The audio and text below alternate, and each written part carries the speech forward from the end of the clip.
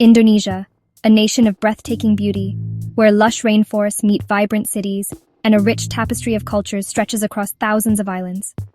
But this week, it's not the scenery or the culture making headlines. It's the anger and determination of its people, echoing through the streets and across the nation. For 7 days and nights, thousands have flooded the streets, not with polite signs, but with a raw, urgent demand for change that cannot be ignored. From Jakarta to Makassar, students, workers, and everyday citizens are united by frustration. Fed up with rising costs, political privilege, and a system that seems to favor the few over the many. The gap between struggling families and their insulated leaders has never felt wider, as ordinary Indonesians watch politicians live in comfort while they face daily hardship.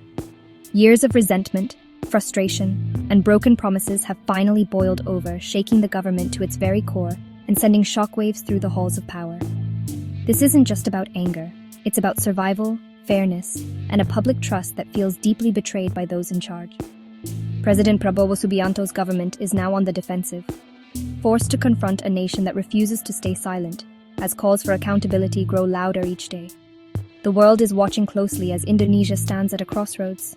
Will this be the moment for real reform, or will history repeat itself once again? The next days will decide if this is a true turning point, a spark for lasting change, or just another cycle of outrage and empty promises. The hopes of millions now hang in the balance. What sparked this fire? Lawmakers' lavish housing allowances, which have become a hot topic of debate.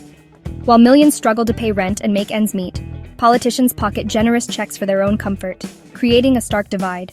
It's not just a perk, it's a symbol of a system that feels rigged for the powerful, leaving ordinary citizens feeling neglected. As living costs soar and unemployment persists, news of these perks feels like a slap in the face to many Indonesians. The outrage isn't just about one allowance. It's about a pattern of privilege and neglect that has been ongoing for years.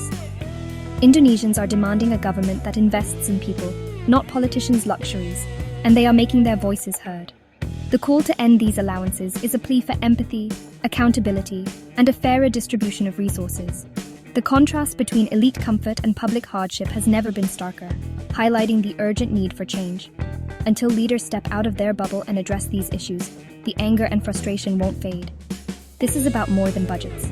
It's about restoring trust and building a more equitable society for all. As protests intensified, Makassar became the flashpoint. The city's streets, usually bustling with daily life, were suddenly transformed into a battleground of voices demanding change. Tension hung in the air as demonstrators gathered in growing numbers, their determination echoing through the night. What began as peaceful marches erupted into chaos when protesters set a government building ablaze. The flames quickly spread, illuminating the city and drawing the attention of the entire nation. Sirens wailed as emergency crews rushed to contain the inferno, but the damage was already done. The flames sent a message. Frustration had reached a breaking point. For many, the fire was not just destruction, but a cry for help, a demand for justice that could no longer be ignored. This wasn't just vandalism. It was a desperate act to force the government to listen. The anger and pain on the faces of protesters revealed a deep sense of betrayal and hopelessness. The burning building became a symbol of a system people feel has failed them. Its charred remains stood as a stark reminder of broken promises and mounting grievances. The escalation shocked the nation and put authorities on high alert. Security forces scrambled to restore order, fearing further unrest could spread beyond Makassar. It marked a point of no return, raising the stakes for both protesters and the government. The city's fate now hung in the balance, with both sides unwilling to back down. Such actions risk harsher crackdowns and public backlash, but for many, it felt like the only way to be heard. The sense of urgency and desperation was palpable in every confrontation. The government now faces not just anger, but open defiance. Leaders are under immense pressure to respond, as the world watches closely. Indonesia has entered a more volatile, unpredictable phase. The events in Makassar have become a turning point, signaling a new chapter in the nation's struggle for change. President Prabowo's first response? Law and order, crackdowns, tough talk, and warnings of treason.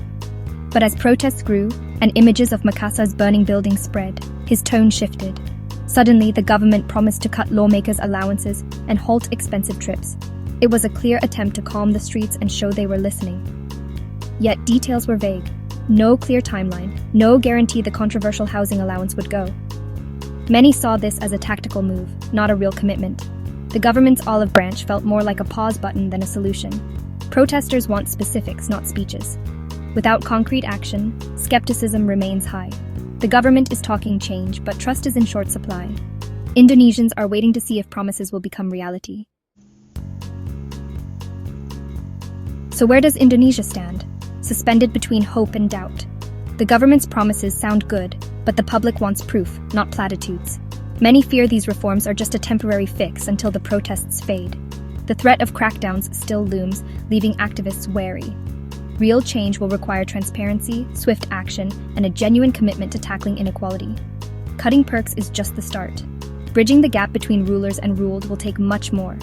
Indonesians have shown their power and forced their leaders to listen. Now, the true test is whether the government will deliver. Will this be the dawn of reform, or just another broken promise? A nation waits, holding its breath for what comes next.